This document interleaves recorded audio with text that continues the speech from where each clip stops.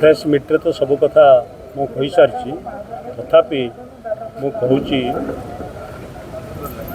बस्ता ब्लॉक एवं बालियापाड़ ब्लॉक दुईटा ब्लॉक बस्ता निर्वाचन मंडल गठित एवं यही जो जलका एवं सुवर्णरेखा भयंकर बन्या आसला से अभूतपूर्व क्षति से क्षति भरणा करा जाई परिबा नाही। चाष ठारू आरंभ करी घर भांगिबा ठारू आरंभ करी एवं लोकंकर धन जीवन संपूर्ण भाव विपर्यस्त होई अवस्था आमे प्रेस कॉन्फ्रेंस माध्यम सरकार को अवगत कराऊचु एवं दाबी करुचु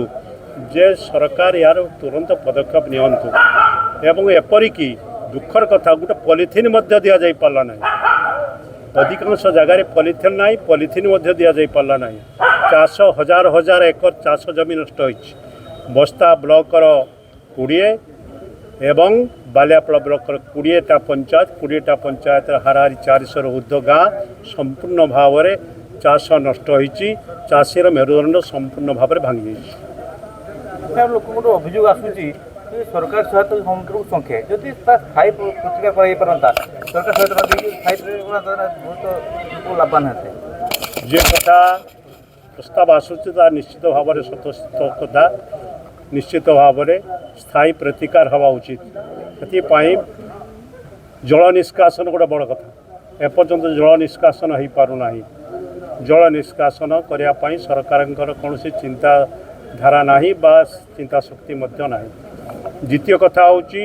सुवर्णरेखा संस्कार योजना एपर्यंत कार्यकारी हो पारा ना जो बंध बाड़ होता से गुड़ाक मरामती करा जाई पारला ना ता नष्ट हो घाई होइछि एवं गोटे गोटे जगार बहुत घाई होइछि एवं जल सुवर्णरेखारू जलकारु जल प्लावित होइछि भयंकर भाव में प्लावित होइछि।